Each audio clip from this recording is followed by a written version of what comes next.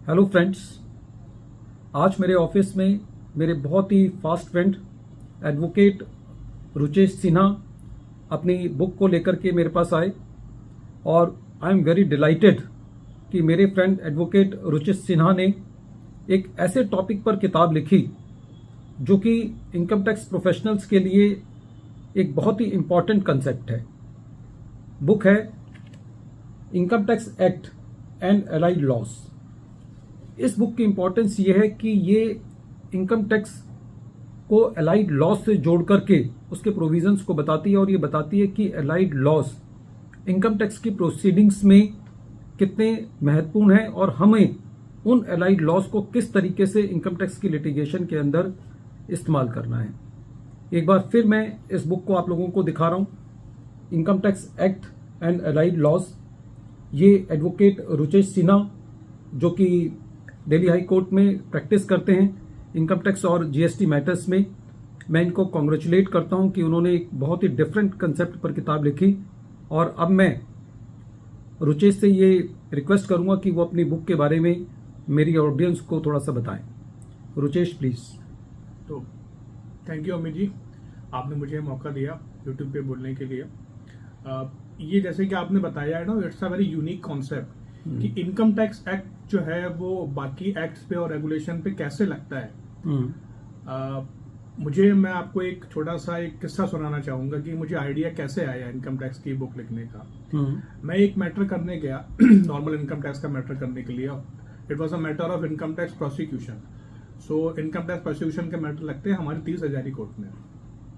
By the way जज जो था वो he was on holiday, he was on vacation. तो मेरे एसोसिएट के साथ में दूसरा एक मैट्रिमोनी ट्रायल देखने चला गया जहां पर एक मैट्रिमोनी का ट्रायल हो रहा था। हम रिप्रेजेंट कर रहे थे द बॉयज साइड। जब कोर्स ऑफ आर्ग्यूमेंट में मैंने देखा कि गर्ल्स के साइड ने एलिगेशन लगाया था कि डाउरी ली है बॉय ने, और उन्होंने जब अपनी शादी करी अपनी बेटी की तो ये एलेज किया कि हमने बारातियों को चांदी और सोने की गिन्नियां दी हैं बेसिकली। तो I was just sitting and I was astonished कि यार ये कैसे इतना हो सकता है कि सारे बारातियों को चांदी और सोने की गिन्नियां दी।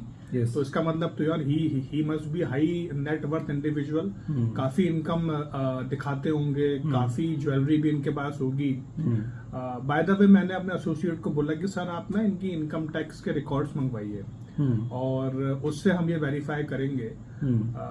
मेरे एसोसिएट को पहले तो ये बात उतनी उन्होंने अप्रिशिएट नहीं करी, he was not a income tax professional. जज को बोला, जज ने फिर अल्टीमेटली हमें टाइम दिया कि ठीक है आप इनके इनकम टैक्स के रिकॉर्ड मंगवाइए।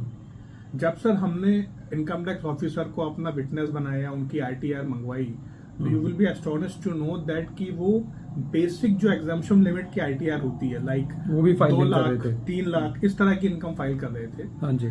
अल्टीमेटली सर हमने उनकी पिछले 3-4 साल के इनकम टैक्स के रिकॉर्ड निकलवाए और ये देखा कि जो उनका पूरा एलिगेशन था गिन्नियां बांटने का, वो दूर तक कहीं सर सब्सटेंशिएट नहीं हो रहा था। It was a baseless claim. वहां से सर मुझे आइडिया आया कि दिस इनकम टैक्स, आप देखें अगर कोई डिस्प्यूट हो, कोई झगड़ा हो, वो सर प्रॉपर्टी का हो, नेगोशिएबल इंस्ट्रूमेंट एक्ट का हो, बेनामी प्रॉपर्टी का हो, पीएमएलए का हो, सीजीएसटी का हो, हर जगह सर जो ये इनकम टैक्स का एलिमेंट है ये पूरा इंटरप्ले करता है।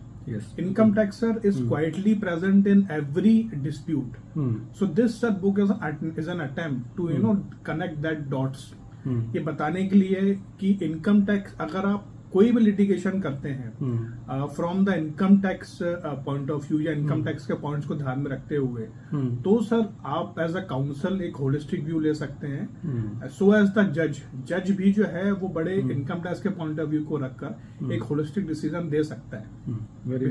Very nice Ruchesh. तो it is like that sir. ये बुक को जैसे कि आप लोग जब देखेंगे तो मैंने सर बड़े लूसिड लैंग्वेज में लिखा हुआ है। सुप्रीम कोर्ट का जो उसके अंदर सुप्रीम कोर्ट के, हाई कोर्ट के जो लिमिटेड सब जजमेंट्स इसमें अवेलेबल हैं ऑन द ज्यूरिस्प्रूडेंस, उसको सर मैंने सिंपल वर्ड में एनालाइज करने की कोशिश करी हुई है। उसके बाद sir based on the interpretation made by the courts सारे सर एफएक्यू बनाए हुए हैं। उस एफएक्यू को भी आप पढ़ लेंगे तो आपको ये क्लियर हो जाएगा कि you can see the interconnection and interplay between the income tax act with the other acts basically. तो ये है बेसिकली अटेम्प्ट मेरा। Okay. Really very nice, Rujesh. I congratulate you for writing this book. Thank you sir. And I request you all to read this book. This is a very nice book. Thank you, friends.